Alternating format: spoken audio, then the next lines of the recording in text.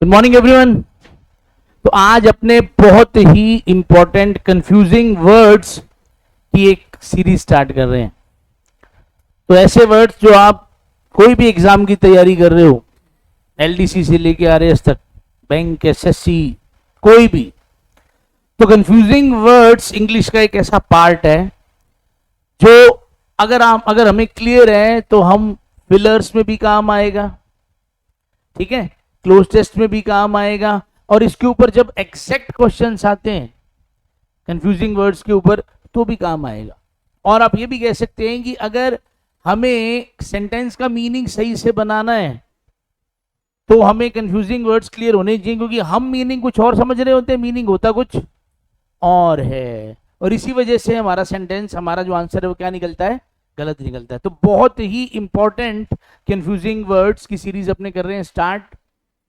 देखिए, तो पहले आपको हम साथ साथ प्रैक्टिस करेंगे, साथ साथ उसका आंसर देंगे। तो मैं क्वेश्चन पहले इसलिए दे रहा हूं ताकि एक बार आपका माइंड चले, आपको थोड़ा सा आइडिया लगे भी हाँ हमने कुछ ऐसा कभी पढ़ा भी है या नहीं। हाँ जी, बताओ जरा क्या आ सकता है इसके अंदर, 1 या 2 में से। हाँ जी, 1 सब लोग, चलिए जी। तो क्या मीनिंग है इसका अब,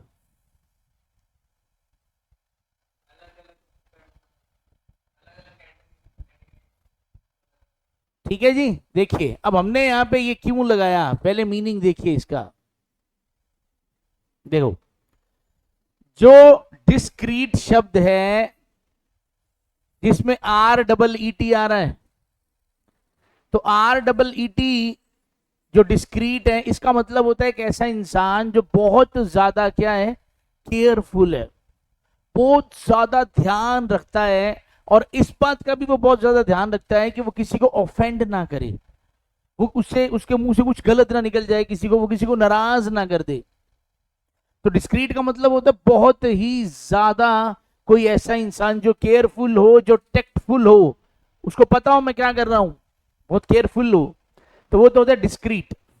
और डिस्क्रीट, अब इसके अंदर आर डबल ई टी नहीं आ रहा। अब ये वो चीज है जिसको हम कह सकते हैं सेपरेट, अलग, हटके, सेपरेट, डिस्टिंक्ट। तो मैंने इसकी स्टोरी बताई थी शायद एक बार पहले कि एक लड़की है जिसको अपने बना रहे हैं 10, एक लड़की है, वो लड़की होते हुए भी 10 क्रेटें, कैरेट होते हैं ना जो फ्रूट वाले, वो 10 कैरेट उठा सकती है लड़की होते हुए भी। और ये बात उसको बाकी लड़कियों से क्या करती है, अलग कर देती है, सेपरेट कर देती है। ठीक है ना, ये काम लड़की 2 कैरेट नहीं उठा सकती ढंग से, 3 नहीं उठा सकती, वो कितनी उठा लेती है, 10।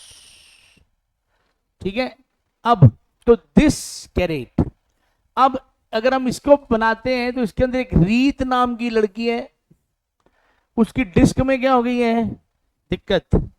ठीक है, उसकी डिस्क में क्या हो गई है, दिक्कत। अब डिस्क में दिक्कत होने की वजह से वो जो रीट नाम की लड़की है वो अब तो वो झुकती भी कैसे है, बहुत केयरफुली, कोई काम करती है बहुत केयरफुल। डॉक्टर ने क्या कहा है, कैसे काम करना है, बहुत ज्यादा ध्यान से, बहुत ज्यादा ध्यान से। फर्क है दोनों में।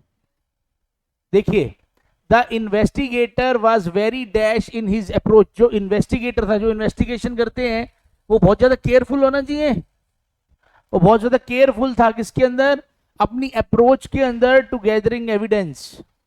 The organisms can be divided into dash categories, तो यहां पे डिफरेंट आ सकता है कि ऑर्गेनिज्म को आप डिवाइड कर सकते हो डिफरेंट कैटेगरीज में। क्या बात समझ आ रही है, चलिए जी। ये बहुत आसान वर्ड है और उम्मीद करता हूं इसका आंसर सही आ जाए। तीनों ही वर्ड बड़े कॉमन है।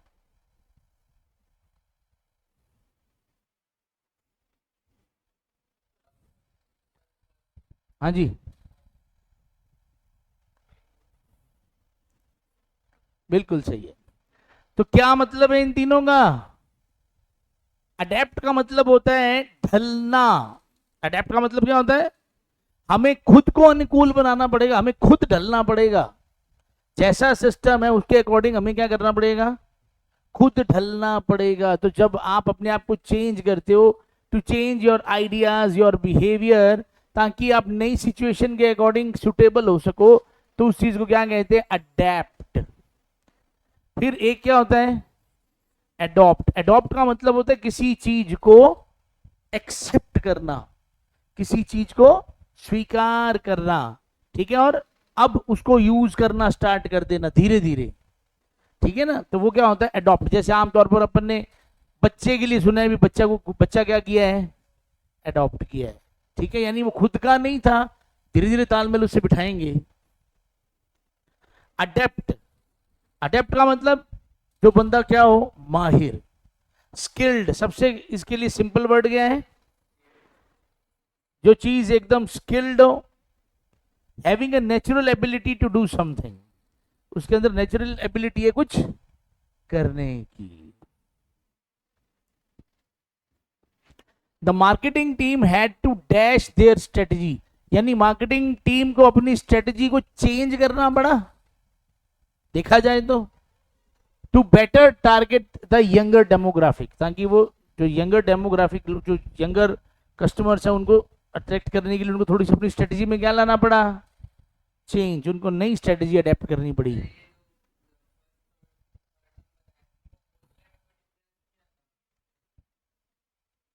ये थोड़ा अडेप्ट है, ये एडेप्ट है, एडेप्ट, ये थोड़ा शॉर्ट में बोला जाता है, वो थोड़ा सा लंबा जाता है, अडेप्ट।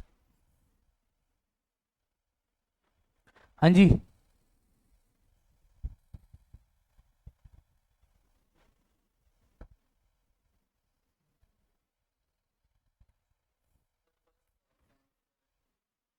हाँ जी, फर्स्ट सेकंड आएगा। क्रिटिक्स का काम क्या होता है, क्रिटिक्स कौन होते हैं, समीक्षक। क्रिटिक्स को क्या होते हैं, समीक्षक।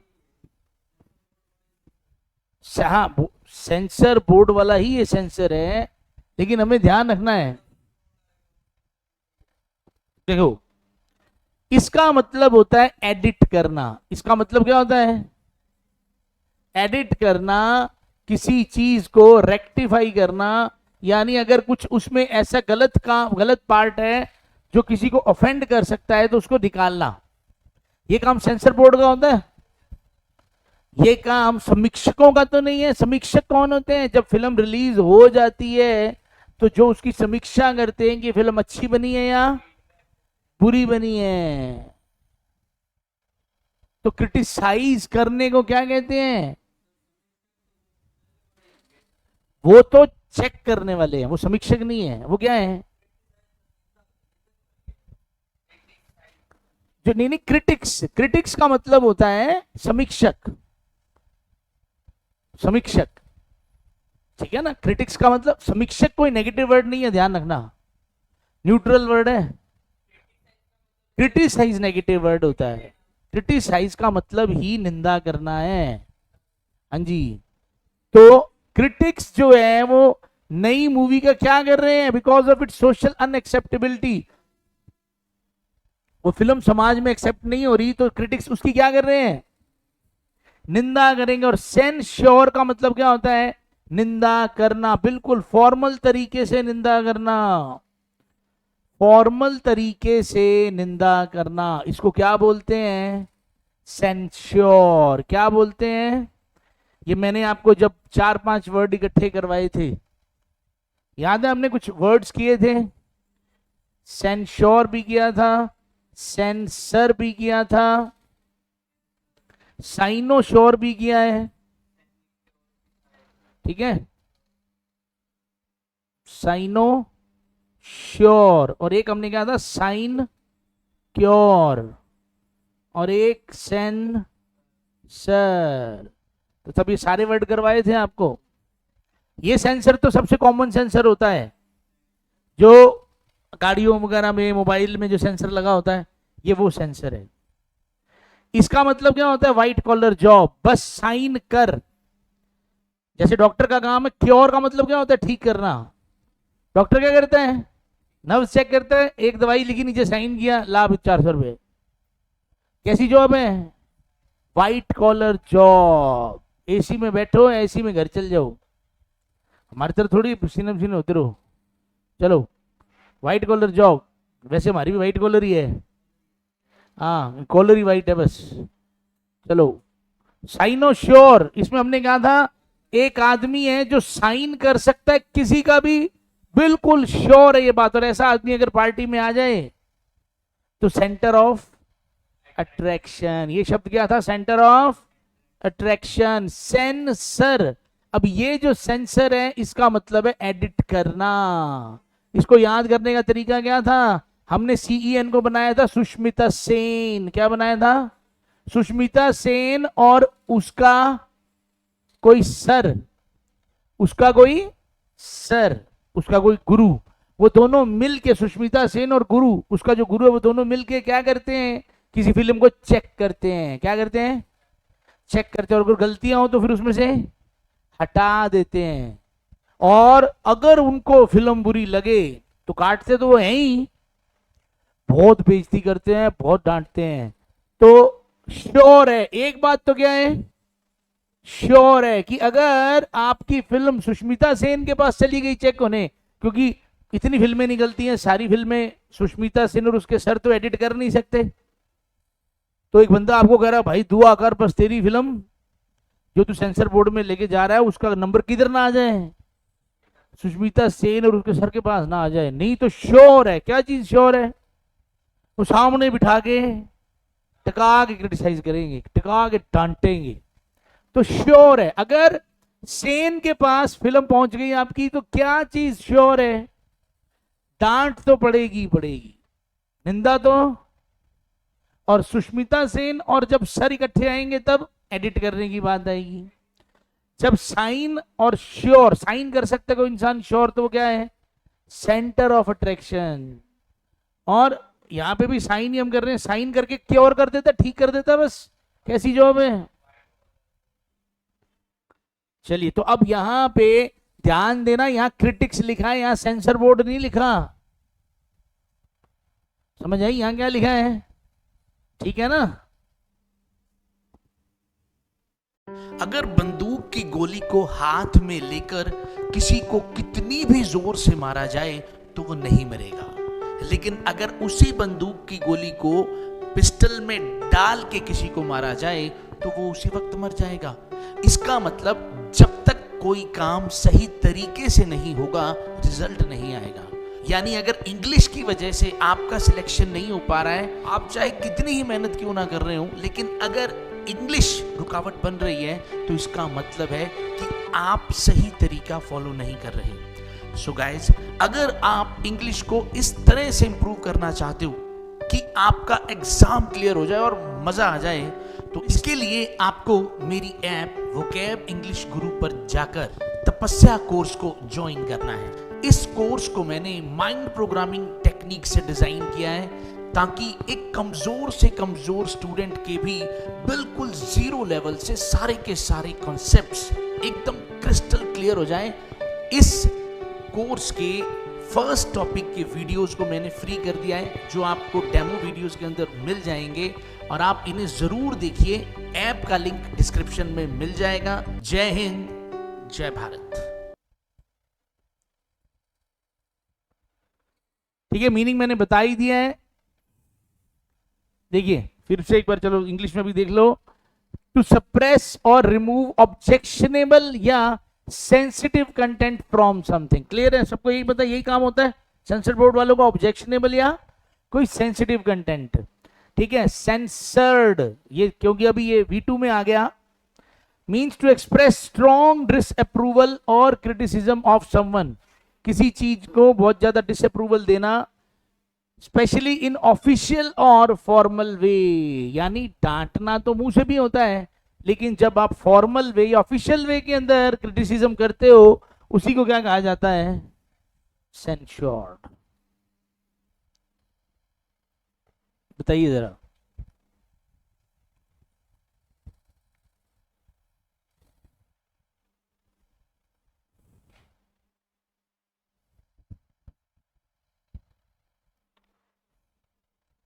शाबाश शाबाश शाबाश। अगर आपको डिफरेंस समझ आ रहा है, पहली बात तो यहां आई लगा है, यहां पे बी। हाँ जी,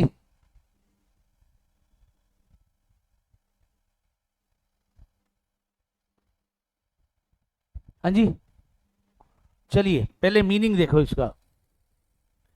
देखिए जहां पे आई लगा है, चलो पहले ई वाला आसान है। कंप्लीट की स्पेलिंग क्या होती है बताओ? कंप्लीट की स्पेलिंग में एल के बाद आई आता है कि ई? बस, अब यहीं से ही आपको ये ट्रिक मिलेगी। कंप्लीट की स्पेलिंग में एल के बाद ई आता है तो कॉम्प्लीमेंट, कॉम्प्लीमेंट जब वर्ब का काम करता है, कॉम्प्लीमेंट जब वर्ब का काम करता है, इसका मतलब होता है पूरा कर देना, पूरा कर देना किसी चीज को, पूरा कर देना किसी चीज को। आप अकेले अकेले पकौड़े खा रहे हो, अकेले का मतलब पकौड़े खा रहे हो सारे जने मिलके, तो क्या आपको ऐसा लग रहा है भी यार ये और होता तो मजा आ जाता साथ में? क्या चाय या सॉस? हाँ चलो ठीक है, मान लो सॉस भी नहीं था, तो अगर सॉस साथ हो जाए तो थोड़ा सा और फर्क पड़ जाएगा, कहीं को भी चैन नहीं आएगा। वो कहेंगे इसके साथ ये और होता ना, चाय या कोक।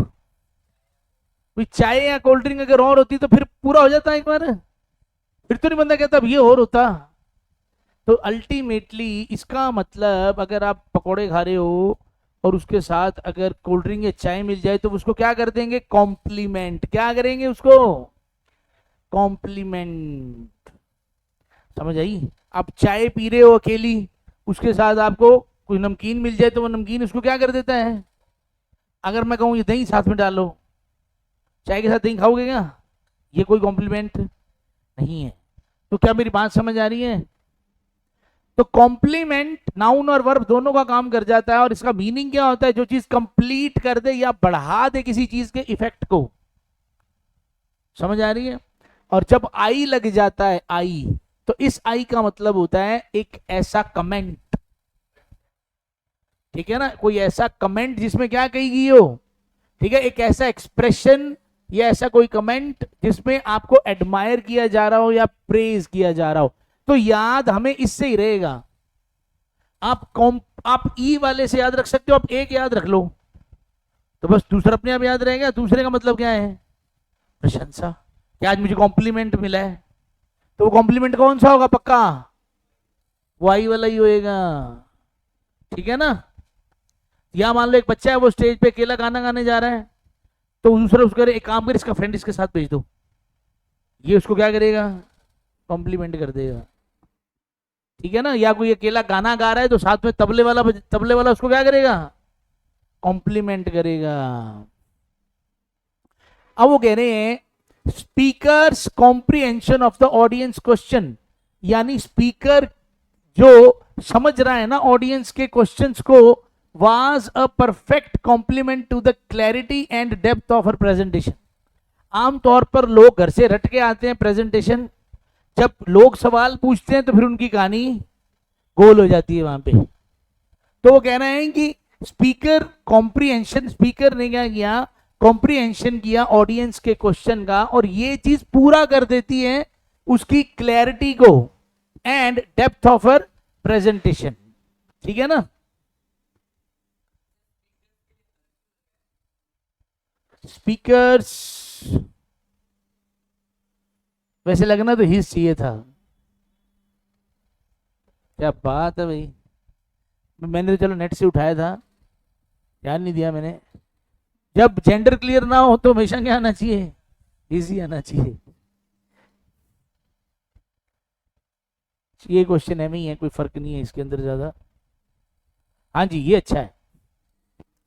काउंसलर और काउंसलर, अब आपने आज तक सुना कौन सा हुआ है?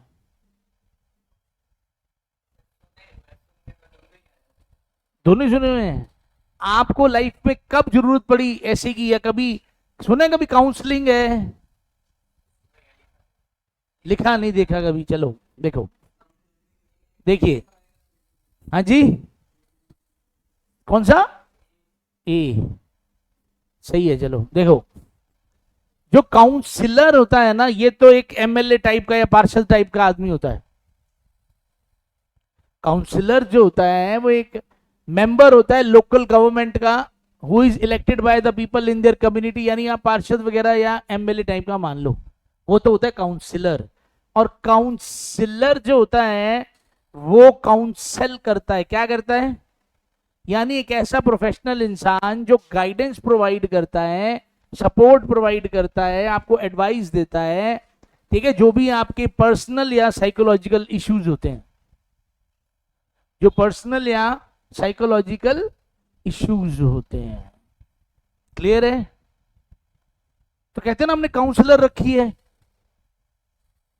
या कोई बच्चे को दिक्कत आ जाती है तो आप मैम से मिल लो, वो इसकी काउंसलिंग कर देंगी। अगर बच्चे को कोई दिक्कत आती है तो स्कूल वाले क्या बोलते हैं, एक बार आप आओ और काउंसलिंग करवाओ। काउंसलिंग का मतलब वो जानेंगे कि बच्चे को दिक्कत कहाँ आ रही है, क्यों आ रही है, फिर पेरेंट्स को भी एडवाइस देंगे, बच्चे को भी एडवाइस देंगे।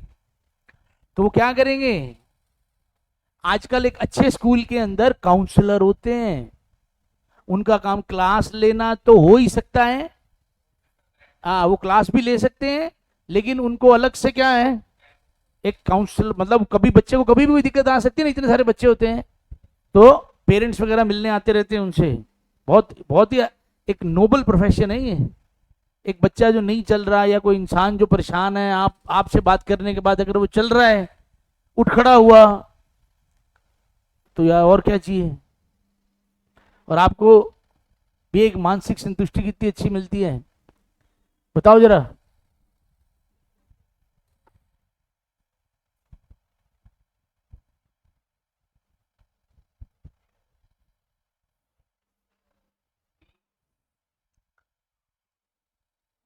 हाँ जी, कोई ए, कोई? चलिए जी, देखो, सही आंसर इसका ए ही है। कैसे है? जो, हाँ, जब हम बात करते हैं, जिस करंट को अपने सारा दिन बोलते हैं करंट न्यूज, या उसमें करंट है या धारा, तो ये सारी चीजें यही वाली हैं। इसी करंट के अंदर इलेक्ट्रिक करंट वाली बात हो रही है, इसी करंट के अंदर करंट न्यूज वाली बात हो रही है, और इसी करंट का मतलब धारा से है, अपस्ट्रीम डाउनस्ट्रीम में जो अपने स्ट्रीम वर्ड यूज करते हैं वो यही है। हाँ, वो जब करंट न्यूज बोलते हैं तो वो क्या होती है, हाँ वो लेटेस्ट में ताजा ही होता है वो। तो ये वाला करंट क्या है, ये वाला जो करंट है ये एक ऐसी चीज है जो लगते कैसे हैं, किशमिश की तरह, पर ये होते नहीं है। ये चीज ड्राइड बेरीज होती हैं, लेकिन और ये काम भी आती है कि इसके अंदर कुकिंग और बेकिंग के अंदर ये दिखाई कैसे देती हैं, ठीक है। इसको मिस्टेकन किया जाता है हमेशा किसकी तरह, रेजिन्स की तरह, रेजिन्स यानी किशमिश, लेकिन ये किशमिश होती नहीं है, ये काले रंग की होती है लगभग, ठीक है। हाँ, पर ये किशमिश होती नहीं है। हाँ जी, अब इसमें थोड़ा चेंज हो गया आंसर। आपको दिखाई दे रहा है, दो क्वेश्चन है, दो ब्लैंक है, आपको बताना है यहाँ पे ए बी बी बी ए क्या हो सकता है। ए बी सी में से, मतलब 1 2 3 में से आंसर दो।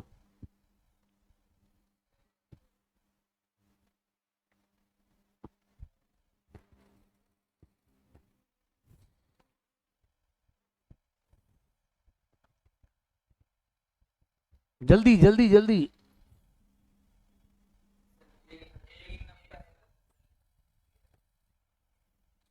पहले में ए आएगा। ऑप्शन बताओ मेरे को फटाफट।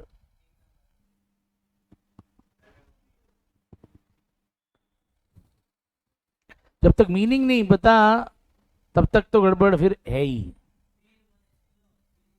Very good. हम घर पे पील करते हैं, आलू को छीलना या किसी चीज को छीलने को पील करना कहते हैं। तो वो जो पील होता है वो कौन सा होता है? PEEL। ठीक है, वो क्या होता है? PEEL। तो पहले मीनिंग बताते हैं। जब हम बात करते हैं इस वाली पीलिंग की, तो इसका मतलब क्या होता है? एक साउंड। ठीक है ना, इसको आप साउंड कहते हैं। तो यहां पे the sound of both sets of bells with the wedding bells described as joyous. अब इन्होंने तो आंसर ही बता दिया कि कैसे ये चीज जो है वो जॉयस हो सकती है और कैसे ये चीज मॉर्नफुल हो सकती है। मॉर्नफुल का मतलब दुखी, मातमी टाइप का। तो ये तो बेल्स है। पीलिंग तो क्या है? साउंड है किसकी? बेल्स की। और पीलिंग का मतलब क्या होता है? जब हम किसी चीज को उतारते हैं, हाँ, घंटियों की आवाज को। और जो ये वाला पीलिंग, इसका मतलब क्या होता है कि जब अपने कोई लेयर उतारते हैं, तो यहां पे क्या आ रहा है? Removing layers of discoloured varnish. वो तो एग्जांपल उसमें ऐसा आ रहा है, तो इसका मतलब रिमूविंग लेयर्स होता है ना, छिलका उतारना। तो अब यहां देखो, the art conservator delicately work to remove the layers of discoloured varnish from the old painting. ठीक है, तो मान लो कि पुरानी पेंटिंग है, उसमें से वो पुराने कलर उतार रहा है और उसके ऊपर नए कलर करेगा, तो वो परत उतारने कितनी डेलिकेट काम है। तो वो उतार रहा है, तो कौन सा वर्ड लगेगा? ये वाला, पीलिंग। और वो कह रही the joyous peeling of the wedding bells, यानी जो साउंड। तो पीलिंग का मतलब तो सिर्फ क्या है? साउंड से। तो जो बहुत ही जॉयस साउंड आ रही है वेडिंग बेल्स की, तो यहां से ये इसका मीनिंग है। चलिए जी। क्यों एक जैसे क्यों है? ये DIFF है। हाँ जी, पहले में। चलो, अगर पहले में बी आएगा तो फिर डेफिनेटली दूसरे में यही आएगा। तो पहचान लिया फिर आपने। देखो, फ्यूज का उल्टा डिफ्यूज होता है। फ्यूज का उल्टा क्या होता है? डिफ्यूज। जब बॉम्ब को करना होता है बंद, कहते हैं ना, तो डिफ्यूज करना होता है। तो ध्यान रखना, तो डिफ्यूज ये उल्टा है, डिफ्यूज। और ये जो शब्द होता है ना, डिफ्यूज, इसका मतलब होता है स्प्रेड कर जाना, फैल जाना, एंटर कर जाना किसी चीज के अंदर। Spread, scatter. ठीक है ना, किसी जैसे किसी कोई खुशबू है, अब आपने खुशबू, मान लो आपने सेंट स्प्रे किया, तो थोड़ी देर में उसकी जो खुशबू है वो डिफ्यूज हो जाएगी। क्या हो जाएगी? स्प्रेड हो जाएगी। ठीक है ना, एयर के थ्रू कैसे भी, तो उसको ऐसा कहते हैं। तो क्योंकि यहां पे बात बॉम्ब की हो रही है, तो बॉम्ब स्क्वाड। स्क्वाड यानी वो जो पूरी टीम होती है उनकी, 3-4 जनों की। हाँ, वो होता है ना उनका पूरा बॉम्ब डिफ्यूजिंग स्क्वाड। हाँ, डिफ्यूज का मतलब उसको बंद कर, उसको फ्यूज उड़ाना उसका, उसको, ताकि वो वर्किंग कंडीशन में ना हो। ठीक है, तो bomb squad was successful in defusing the explosive device before it could cause any harm. The aroma of fresh coffee. Aroma का मतलब क्या होता है? उसकी फील, उसकी खुशबू। ठीक है, dash through the air was enough to make anyone's mouth water. यानी उससे किसी के भी मुंह में क्या आ सकता था? पानी आ सकता है।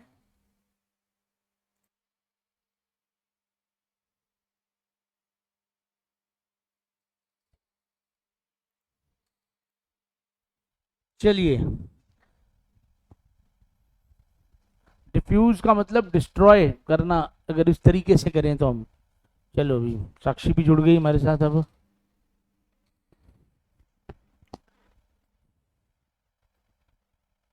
चलिए, बताइए जरा।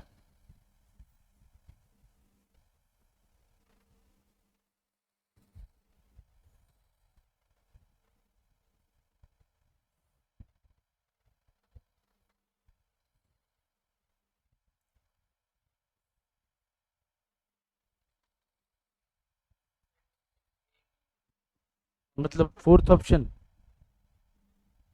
हाँ भी, एनीवन एल्स?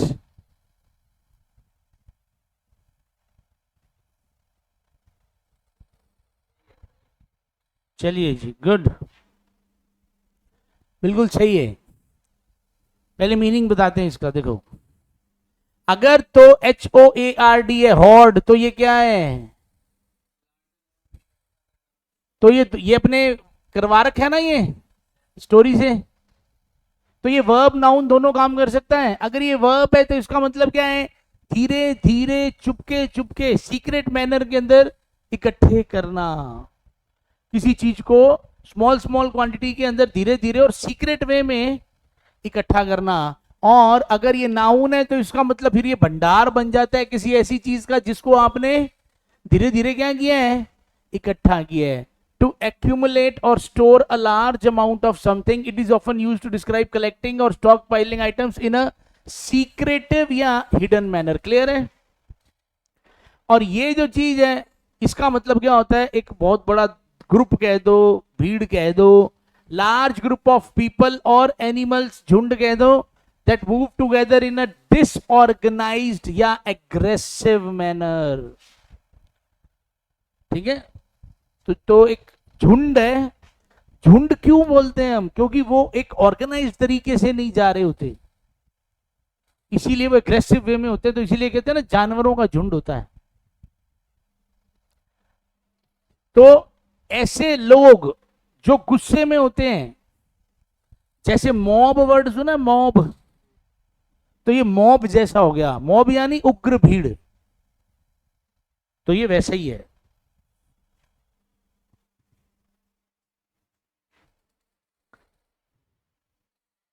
एक सेकंड, पहले अपने क्वेश्चन में देख लेते हैं हम दोबारा से। तो ये जो किंग था उसने ऑर्डर किया सोल्जर्स को कि वो क्या करें? भीड़ करें या इकट्ठा करें? इकट्ठा करें, जितना खाना हो सकता है उतना। और यहां पे the dash of tourist swamped through the narrow streets, यानी टूरिस्ट की भीड़ ने मतलब एकदम पूरा गलियों को, जो पतली पतली गलियां गलियां थी, उनको भर दिया। ठीक है ना?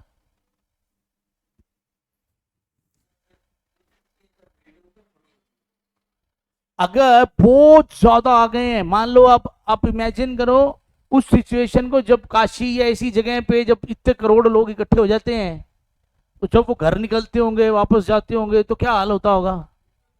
नहीं, उग्र तो नहीं है, पर जिस तरीके अब हमारे पास जिस तरह का ऑप्शन है, तो ये तो आ नहीं सकता। क्या आएगा? हाँ हाँ, नहीं नहीं, यहाँ उग्र। पर देखो, अगर अब जब मैंने जो एग्जांपल दिया उसमें वो उग्र नहीं है। इस सिचुएशन में देखो क्या कह रहे हैं, streets of the historic city creating chaos and confusion for the locals. मतलब वो जो भीड़ है वो क्योंकि एक ऑर्गेनाइज्ड मैनर में नहीं जा रही ना, ऐसे वो लाइन बना के तो जा नहीं रहे हैं। अगर वो बहुत सारी भीड़ एकदम से आ जाती, जब बारात आती है, तो क्या उससे जनरल पब्लिक को परेशानी होती है? नहीं, जब बारात वगैरह आती है और लंबी कोई बारात हो या जब जलूस जलसा निकलता है, तो उससे आम जनता को कोई उससे कुछ केओस होता है कि नहीं होता? दिक्कत होती कि नहीं होती? इधर से गली से निकलना होता है, इधर भी है, इधर से निकलना होता है, इधर भी है। केओस का मतलब होता है जब अपने कहते हैं कोई चीज मेस हो गया, मतलब ऑर्डर में नहीं है, बिखरा हुआ, अब ठीक है ना, ऑर्गेनाइज नहीं है।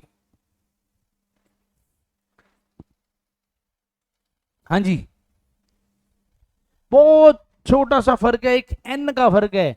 ये इंटरमेंट है और ये इंटरनमेंट है।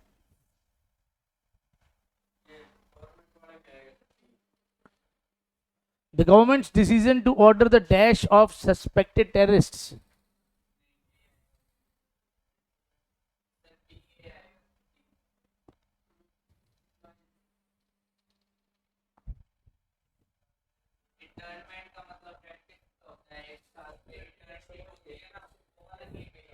हाँ जी, अभी देखो, ए भी है इसका सही आंसर। और क्यों है? इंटर्नमेंट मैंने आपको शायद कराया भी हुआ है, स्टोरी है इसकी, जिसके अंदर वो कहीं जगह किसी जगह एंटर करते हैं, किसी क्लब में एंटर करते हैं, और एंटर करते ही 1 मिनट के अंदर ही पुलिस आ जाती है और सबको नजरबंद कर देती है। आप कहते हो सर हम तो अभी एंटरटेनमेंट के चक्कर में पहली बार घुसे और अभी तो हमें घुसे ही 5 मिनट हुए हैं, तो ये शब्द फटाफट पढ़े तो एंटरटेनमेंट जैसे लगते हैं ना। तो एंटर हुए थे आप और एंटर किए, अभी आपको कितना टाइम हुआ था? 1 मिनट ही हुआ था। हालांकि वो चीज इसमें भी बन रही है, पर क्योंकि ध्यान रखना है। तो इंटर्नमेंट का मतलब क्या होता है? इम्प्रिजनमेंट। ये आप ये कह सकते हो कि इसके अंदर जो कैद है ये घर में ही हो जाती है, घर में या किसी जगह पे। मतलब आप नजरबंदी इसी को कहते हैं भी अब जहां हो वहीं रहो, अब आप वहां से बाहर नहीं जा सकते। तो ये एक तरीके की इम्प्रिजनमेंट ही होती है। Confinement of group of people often without trial और लीगल प्रोसेस। मतलब अभी आपका कोई, आपके ऊपर कोई हियरिंग नहीं हुई, कोई सुनवाई नहीं हुई, कुछ चला ही नहीं, और ऐसे ही आपके ऊपर क्या लग गया है? एक सिस्टम लग गया, पाबंदी लगी है भी आप कहीं नहीं आ जा नहीं सकते। और ये जो चीज होती है इंटरमेंट, इंटरमेंट का मतलब होता है कि burial of a dead body, दफनाने से रिलेटेड है ये। बरी का मतलब दफनाना, बरियल तो एडजेक्टिव है ना, मतलब मतलब बरियल का मतलब ये नाउन है, इसका मतलब क्या है? दफनाना। हाँ जी, नहीं नहीं, बरी का मतलब BURY होता है, डबल आर नहीं होता। तो burial of a dead body in a grave और टॉम्ब। जैसे अपने क्रीमेशन होता है हिंदुओं में, क्रीमेशन क्या होता है? अंतिम संस्कार, चिता, ठीक है ना वो। तो वो क्रीमेशन होता है, उसको क्रीमेशन सेरेमनी कहते हैं, ठीक है। यानी किसी को कहना हो तो हमारी क्रीमेशन सेरेमनी है, पर लोगों को रिंग सेरेमनी से समझ आता है, तो इसलिए लोग हिंदी में बताते हैं कि क्या है। हाँ ठीक है। तो फर्क बड़ा थोड़ा सा है इंटर्नमेंट और इंटरमेंट, तो ध्यान रखना।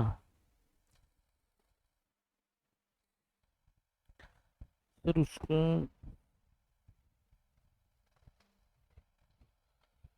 नहीं साक्षी, उसका जो सही प्रोनाउंसिएशन है वो केओस ही है, क बन जाता है वो क। चलिए बताइए।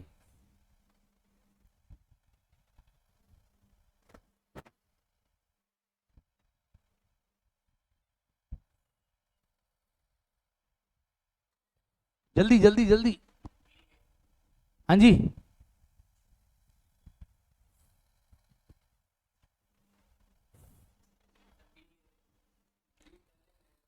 पहले में बी आएगा, फिर दूसरे तो यही आएगा, फिर इतना क्या सोचना।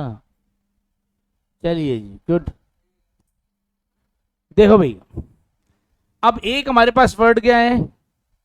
BAITED, और एक हमारे पास क्या है? अब ये हमने शायद बहुत बार सुना होगा, क्योंकि मछली पकड़ने के लिए हम क्या लगाते हैं उस कांटे के ऊपर? बेट। तो बेट का मतलब कोई ऐसी चीज जो किसी को क्या करे? ललचाए। समझ आई? तो चारा कह दो या कुछ ऐसा कह दो।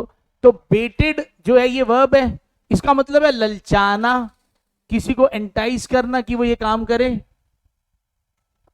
ठीक है ना।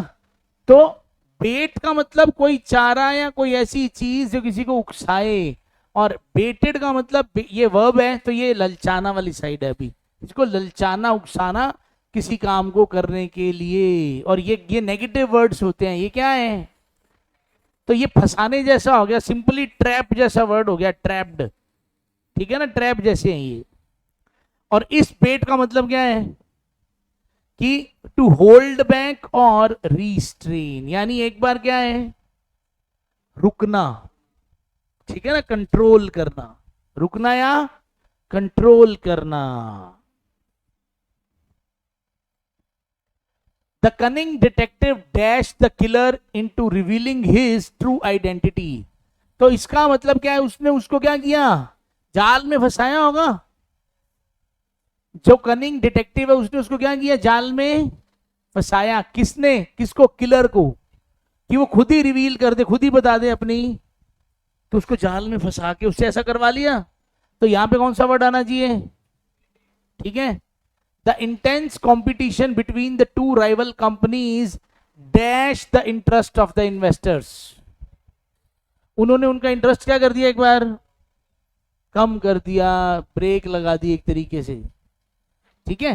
Who ईगरली watch the battle for market dominance and folded before their eyes, तो इस वजह से ये यहां पे आ रहा है। इसको आप ऐसा कह सकते हो ना, भी एक बार वेट करते हैं, रुक जाते हैं, एक बार क्या करते हैं,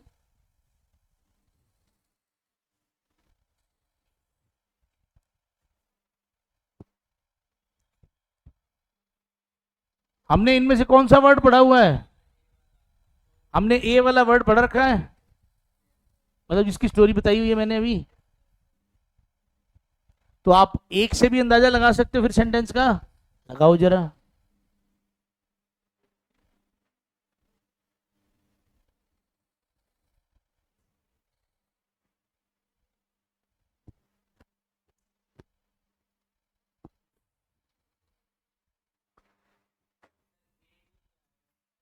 ये आएगा।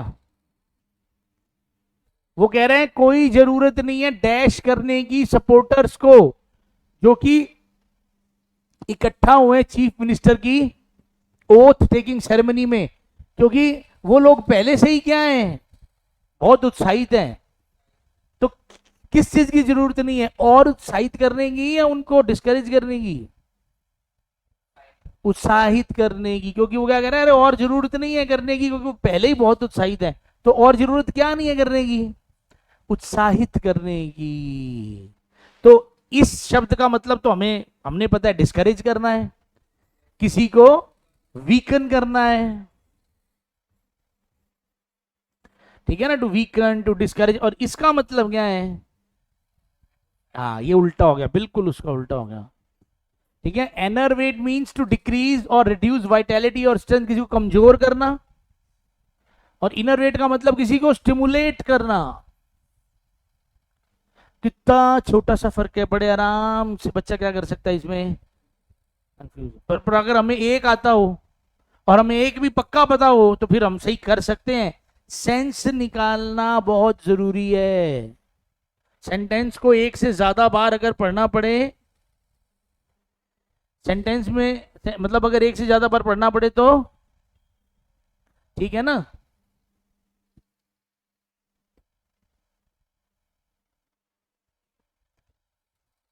अब यहां पे भी अगर हमें एक मीनिंग आता है तो भी हमारा काम चल सकता है।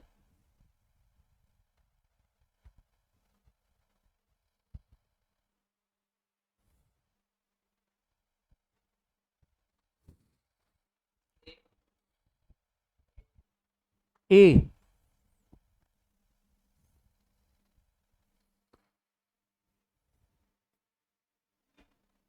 देखो कोहेरेंट वर्ड सुना है क्या सबने? कोहेरेंट का मतलब क्या होता है, जो चीज जिसका बहुत ज्यादा सही सीक्वेंस में हो। अगर कोई इंसान चार बातें किसी को करने आया है तो वो बातें सीक्वेंस में होनी चाहिए कि नहीं? किसी के बाद कोई भी बात बोल दो, ऐसा होता है क्या कभी? आपस में तालमेल बहुत ढंग का होता है ना जब, तो जब आप पैराग्राफ राइटिंग करते हैं तो पैराग्राफ लिखते समय एक लाइन से अगली लाइन का तालमेल होना चाहिए कि नहीं होना चाहिए? जब पढ़े बंदा तो उसको मजा आना चाहिए ना, एक फ्लो में पढ़ा आना चाहिए, तो उसको कोहेरेंस कहते हैं, यानी पैराग्राफ कोहेरेंट होना चाहिए। तो इनकोहेरेंट क्या हो गया फिर उल्टा? इनकोहेरेंट का मतलब जिसके अंदर ऑर्डर नहीं है, क्या नहीं है, ऑर्डरली कोहेशन नहीं है, कोई रिलेवेंस नहीं बन रहा, लॉजिकली कनेक्टेड जो सेंटेंसेस हैं वो लॉजिकली क्या नहीं है, कनेक्टेड नहीं है।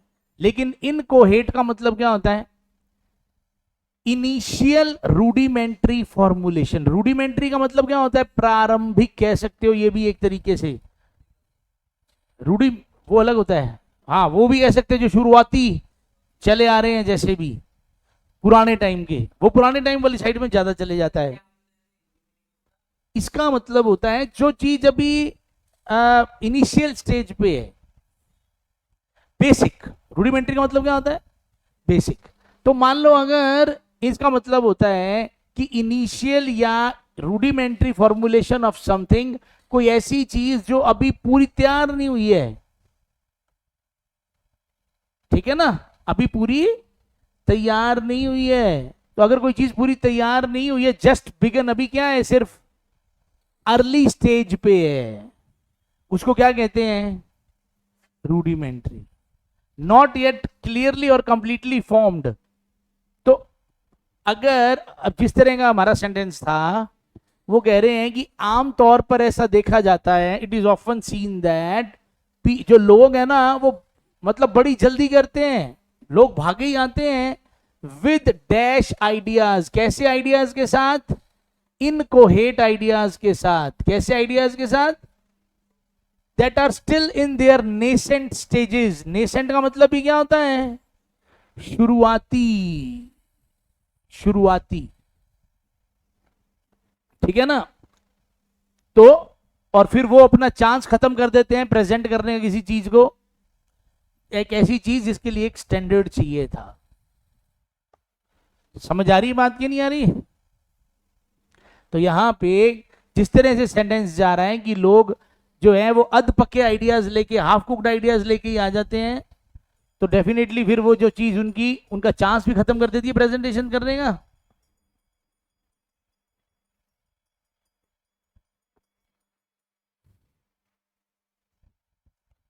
इनमें से एक वर्ड पढ़ा हुआ हमारा, ये सिर्फ यूट्यूब पे ही मिलेगा बेटा।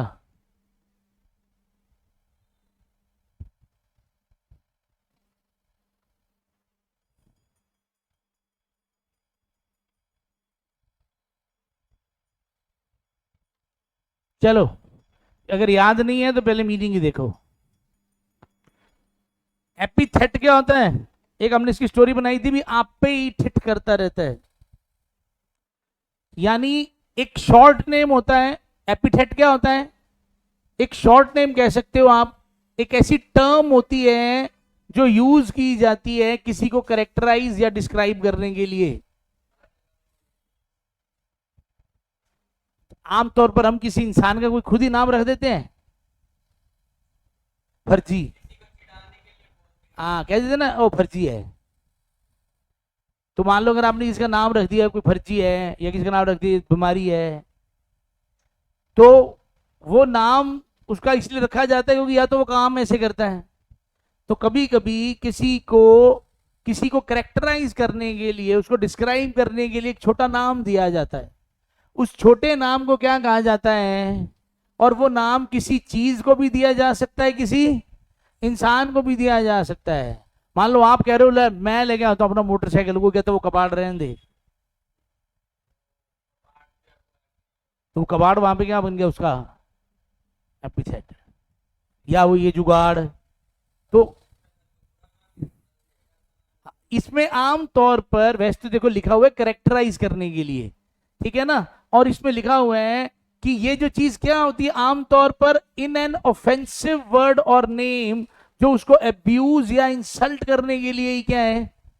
अब ऐसे तो अकबर दी ग्रेट है, या आप और किसी के साथ कह रहे हो, लिख लेते हो, ठीक है ना, तो वो जो है वो वहां एपिथेट नहीं कहलाता, ठीक है ना, वो चीज वहां पे एपिथेट नहीं कहलाती, ठीक है। तो मान लो किसी ने आपका नाम रख दिया कि एपिथेट, जैसे कहते हैं ना ठेठ बहुत करते हैं, तो मान लो आप ठेठ बहुत करते हो, मतलब नखरे बहुत करते हो, परेशान बहुत करते हो, तो जब भी आपका नाम आता है लोग क्या बोलते हैं, अच्छा वो क्या, अच्छा आप ही हो क्या जो वो ठेठ बहुत करते हो, तो मतलब तेरे को किसने कहा है, कि सारी कहते हैं कि ये अच्छा वो क्या वो ठेठ बहुत करता है। तो एक आपकी एक अलग से क्या होगी, इसको उपाधि कहते हैं, उपाधि दी जाती है इसको, हिंदी में ऐसा कहा जाता है ये भी एक उपाधि होती है, पर किसके लिए, मजाक मजूक उड़ाने के लिए होती है। और इसका ना ये चीज क्या है, ये याद के अंदर किसी इंसान की याद में उसकी जो वो क्या कहते हैं उसको, समाधि कहते हैं या क्या कहते हैं, उसकी ग्रेव पे उसका जो ग्रेव स्टोन होता है ना, ग्रेव स्टोन का मतलब वो ईसाइयों के वो लगा देते हैं ना, पत्थर सा एक पत्थर लगा होता है जिसके ऊपर बकायदा लिखा होता है ये कौन है पूरा, हाँ, तो ग्रेव स्टोन, तो उस पे जो चीज लिखी होती है, तो समथिंग रिटन उसको क्या बोलते हैं, मान लो एक इंसान ने उस पर लिख दिया ए पिता, ए पिता या ए पिता, आ गया इसमें ए पिता, तूने बहुत पीटा।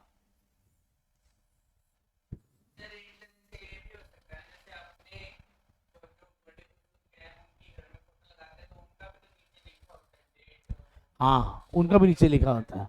समथिंग रिटन और said in memory of a dead person, specially words written on a grave stone. तो वैसे तो कुछ भी वो कह रहे हैं, ऐसा कुछ भी जो किसी मरे हुए इंसान की याद में कहा जाए, बोला जाए, लिखा जाए, वो क्या है? एपिटाफ्स।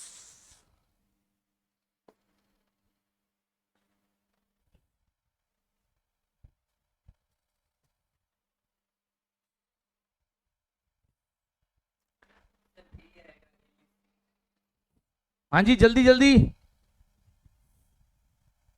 ऑनलाइन वाले।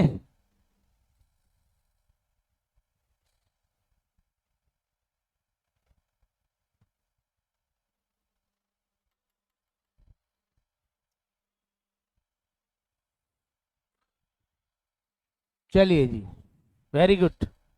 पर आंसर किसी का सही है।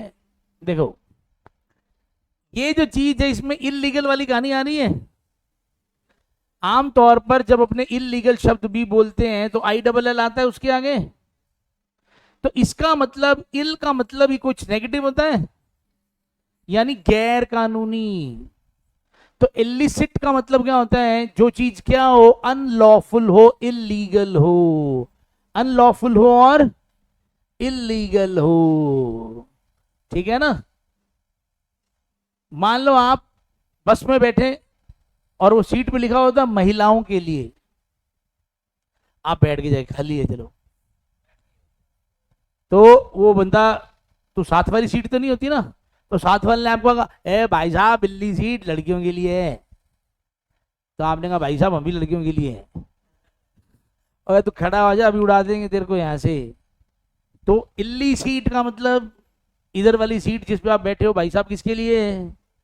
लड़कियों के लिए, खड़ा हो जा। तो आप हीरो बन रहे थे, हाथों हाथ वो आ गया, हाँ भाई। तो आप कह रहे हो अभी आई तो नहीं है लड़की, आई है कि नहीं है, इधर को बार बार खड़ा करेंगे, चल खड़ा हो। तो बैठना ही उस पे क्या है?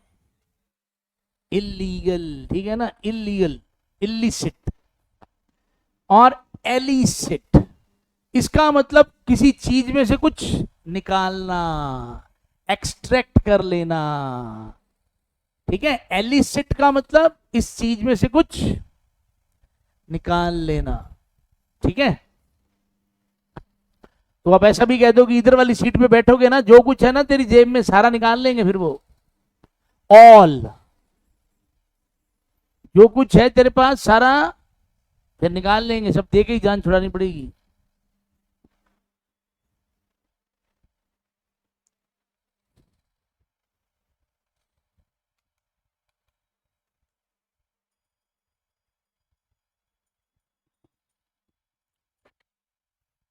ये दोनों ही वर्ड्स आपने सुने होंगे वैसे मेरे हिसाब से, दोनों के दोनों वर्ड ही सुने होंगे।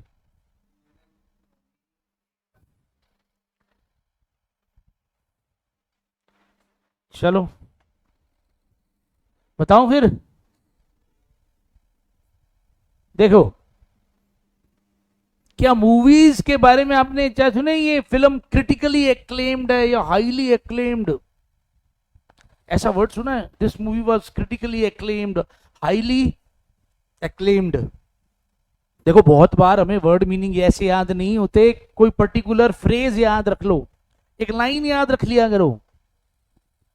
टीवी पे नहीं आता, इतने स्टार दिए होते हैं, highly acclaimed by dash dash dash, critically acclaimed by, तो कोई ऐसे टिपिकल लाइंस तो याद रखो। अब आप इंग्लिश पढ़ रहे हो तो इंग्लिश तो जहां आपको दिखे, डेमोन्स्ट्रेशन का मतलब किसी चीज का पूरा शो भी कैसे चलता है, कैसे होता है, जिसको अपने डेमो बोल देते हैं ना। डेमो का दरअसल, डेमो तो हाफ वर्ड है, कंप्लीट वर्ड ही नहीं है डेमो। पूरा वर्ड क्या होता है? डेमोन्स्ट्रेशन। मान लो आपको कोई मशीन लेनी है और आपने किसी बंदे को घर बुलाया, तो वो आपको डेमो देने आता है ना, वो डेमो नहीं होता, वो उसका पूरा क्या दिखाता है? डेमोन्स्ट्रेशन। इसका मतलब है एक्लेम का मतलब, यहां पे जो एक्लेम वर्ड आ रहा है इसका मतलब है बहुत ज्यादा प्रशंसा होना, बहुत ज्यादा वाहवाही होना। तो मीन्स अ लाउड शाउट, और मतलब एकदम से जब जैसे मान लो कोई बंदा, कोई ऐसा सेलिब्रिटी जैसे ही एंटर करता है तो भीड़ एकदम से लग जाती है, ओ सॉरी, तो वो ऐसे कर रहा होता है। या आपने अगर WWE में एंट्रेंस देखी है, जैसे ही WWE में वो एंटर करता है बंदा, पूरे लोग और ट्यून्स और ये, वो क्या हो रहा होता है उसका एक्लेमेशन, वो क्या हो रहा है उसका, हाँ तो मीन्स, चल जा यार, मीन्स अ लाउड शाउट और other demonstration of welcome. Clear है? और यानी अप्रूवल, यानी सब लोग उसके क्या है, साथ है। ठीक है ना, पता लग रहा है? और एक्लिमेशन को हमने एक्लिमेटाइज से याद किया था शायद, ये वर्ब होती है, ये अडेप्ट जैसा है। कैसा है? अडेप्ट जैसा, यानी हमें एकस्टम जैसा। एक वर्ड किया था हमने कि कस्टम वालों को हर बार एसी देना पड़ता है। अब तो उनको भी आदत हो ही गई, वो आप पहले ही पूछ लेते हैं भाई साहब हमारे वाला किधर रखा है। कस्टम से जब भी आप सामान लाते हो आपको भी आदत होगी, आप भी अब आदी हो गए हो भी, इनको एसी एक अदा दे के हमारे एसी मिलेंगे, और उनको भी आदत हो ही गई, ये भी एक तुम्हारा है ही। तो मैं ऑनलाइन चल रही क्लास, रुक जा, ठीक है। एक, तो एक्लिमेशन का मतलब क्या है, आदि हो जाना, मीन्स टू एकस्टम या ढाल लेना खुद को, to become accustomed to a new climate और इन्वायरमेंट। तो इस ये जो शब्द होता है ना, ये इन्वायरमेंट से ज्यादा जरूरी, मतलब इन्वायरमेंट से ज्यादा इसका लेना देना है। मान लो आप कोई रीति रिवाज को आपको अपनाना पड़ेगा, उसके हिसाब से ढलना पड़ेगा, तो अडेप्ट वर्ड वहां आ जाता है। और जब आपको किसी इन्वायरमेंट, किसी क्लाइमेटिक कंडीशन को जब के प्रति आपको वहां सेटिंग बिठानी है, तब उसके लिए ज्यादा अच्छा वर्ड कौन सा होता है? क्योंकि अंग्रेजों ने हर पर्टिकुलर सिचुएशन के लिए ही अलग शब्द बना दिए हैं।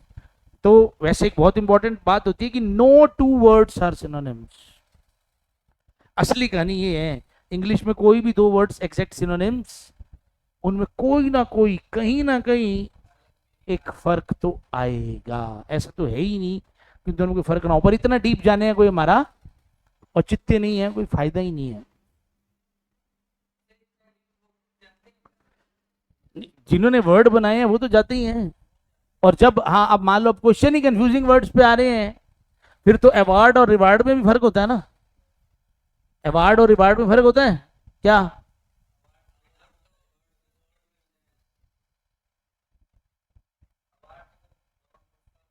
अच्छा,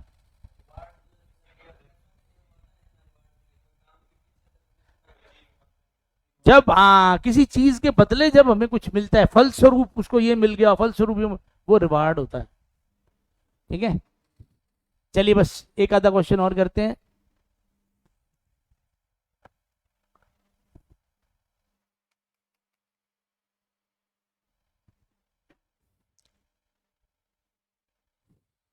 एक सेकंड, ये रहने दो, इसमें थोड़ी गड़बड़ है, इसको छोड़ो। हाँ ये अच्छा है।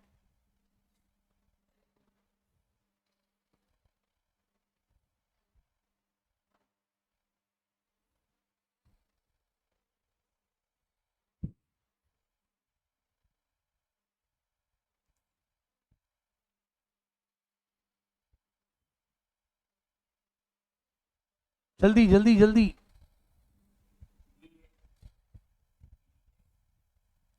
बी ए, ए बी, चलो कुछ ना कुछ तो है ही। देखो, क्या हमने एक इडियम पढ़ी है, Adam's ale, Adam's wine, Adam's ale, पढ़ाएंगे नहीं पढ़ा? साधारण पानी। पर वो हमने स्टोरी बनाई थी कि साधारण पानी होता है क्योंकि एडम्स वाइन भी है ना, उसका एक मीनिंग, पानी साधारण है लेकिन काम कैसा करता था, दारू जैसा, वाइन जैसा। हमने स्टोरी बनाई थी वो तो याद करने के लिए। मीनिंग उसका क्या था, साधारण पानी। तो एलिंग वर्ड होता है, एलिंग फ्रेंड्स, एलिंग। एलिंग का मतलब क्या होता है, दुखी या बीमार या पीड़ित। तो एलिंग वर्ड को आपको वहां से याद रखना पड़ेगा। इसका मतलब ये वर्ब है। अब अगर इसका मतलब वर्ब है तो इसका मतलब किसी को दुखी करना फिजिकली या मेंटली, किसी को फिजिकली या मेंटली दुखी करना। और एल का मतलब क्या होता है? एक पर्टिकुलर टाइप का अल्कोहलिक बेवरेज, यानी नाम है, जैसे वाइन, रम, शैंपेन, ये वो। तो एल भी एक पर्टिकुलर टाइप का एक बेवरेज है, अल्कोहलिक बेवरेज है। इसका मीनिंग होता है, आप ये मान के चलो, पीने वाले, मतलब लिक्विड कोई चीज जो पीने वाली है, ठीक है ना। कहने को कोक वगैरह भी बेवरेजेस में आ सकते हैं। चलिए, तो बात समझ आ गई। ये एलिंग एडजेक्टिव होता है, यानी दुखी, पीड़ित। तो एल का मतलब किसी को दुखी करना, ये वर्ब है। और एडम्स एल से हम याद रख सकते हैं इस चीज को, क्योंकि एडम्स एल, एडम्स वाइन से हम इसको भी याद रख सकते हैं। चलिए जी, that is all for today. ठीक है, वीडियो अच्छा लगे तो लाइक, शेयर, सब्सक्राइब जरूर कर देना।